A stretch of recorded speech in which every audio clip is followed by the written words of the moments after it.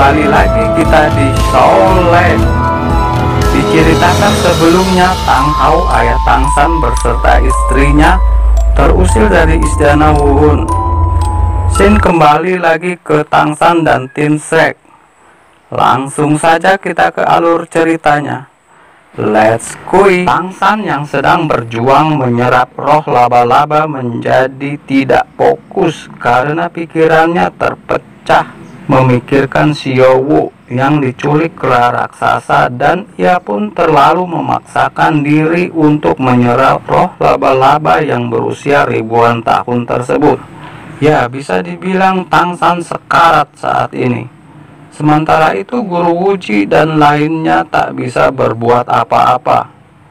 Apabila Tang San tidak mampu mengimbangi kekuatan dari roh laba-laba, maka tubuhnya bisa meledak. Tak lama setelah itu tiba-tiba seseorang datang.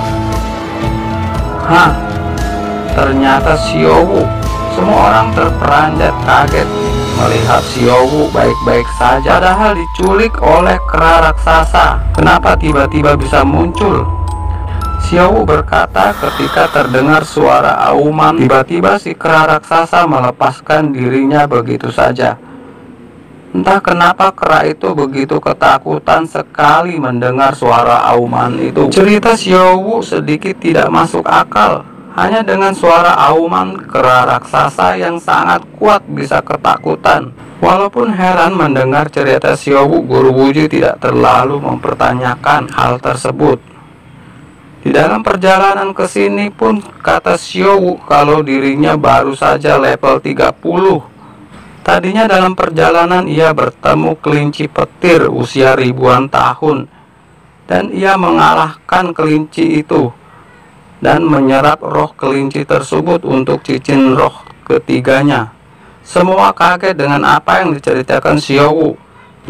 Namun tak ada yang curiga karena mereka pun sedang fokus dengan apa yang sedang dialami Tang San. Tiba-tiba Tang San bergerak seperti orang yang kesakitan luar biasa, dan terjadi hal yang mencengangkan. Di punggungnya muncul kaki-kaki seperti kaki laba-laba. Bersamaan dengan itu rumput peraknya pun keluar tanpa terkendali. Tang San seperti menyerap tenaga yang berlebihan. Di dalam dirinya ia mengingat masa lalunya saat berada di Sekte Tang. Diceritakan pada zaman itu Sekte Tang sangat berjaya. Seluruh teknik rahasia, resep obat-obatan, cara merakit senjata yang mematikan, semua ada di Sekte Tang. Melihat pesona dari Sekte Tang ini, Tang San sangat ingin membagikan seluruh rahasia kepada dunia luar. Namun Sekte Tang ini sangat tertutup. Sekte Tang ini terbagi menjadi dua bagian, yaitu murid bagian dalam dan murid bagian luar. Murid dalam adalah keturunan, sedangkan murid luar adalah orang-orang yang hanya terpilih saja. Dari kecil Tang San ini sangat jenius. Ia sudah berhasil membuat senjata yang sangat sulit. Namun Tang San sering mendapatkan perlakuan yang tidak pantas dari murid-murid dalam. Hingga suatu hari Tang San memohon agar bisa menjadi bagian dari murid dalam. Karena Tang San merasa dirinya sudah belajar seluruh batasan dari murid luar. Namun salah satu dari guru besar sering menolak hal tersebut. Karena rasa ingin tahu Tang San terhadap apa yang ada di dalam, Tang San pun nekat masuk ke daerah bagian dalam, di mana ada salah satu gedung yang sangat tinggi tempat seluruh informasi disimpan. Gedung tersebut terdiri dari 3 lantai dijaga oleh 3 guru besar Sekte Tang. Tang San mencari cara untuk masuk ke bagian tersebut. Dengan kepintarannya ia pun berhasil mengecoh para penjaga tersebut.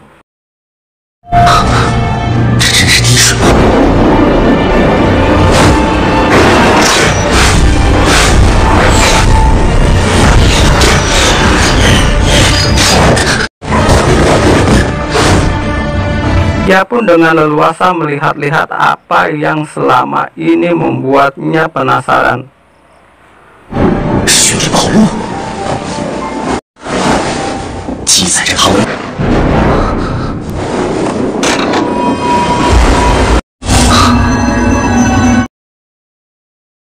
Tak lama kemudian tiba-tiba muncul seseorang dari belakang.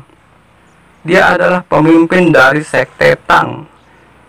Ia sudah menjaga tempat tersebut selama beberapa dekade.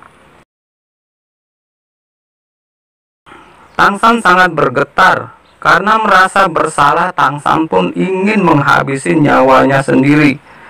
Namun pemimpin sekte Tang ini adalah orang yang sangat bijaksana. Dia tahu kalau Tang San ini adalah anak yang berpotensi.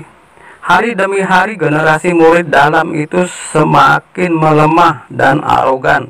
Sedangkan murid dari luar yang gigih tak pernah mendapatkan kesempatan lebih untuk belajar. Pemimpin sekte Tang membiarkan Tang San pergi. 我没见过你，你也从未到过三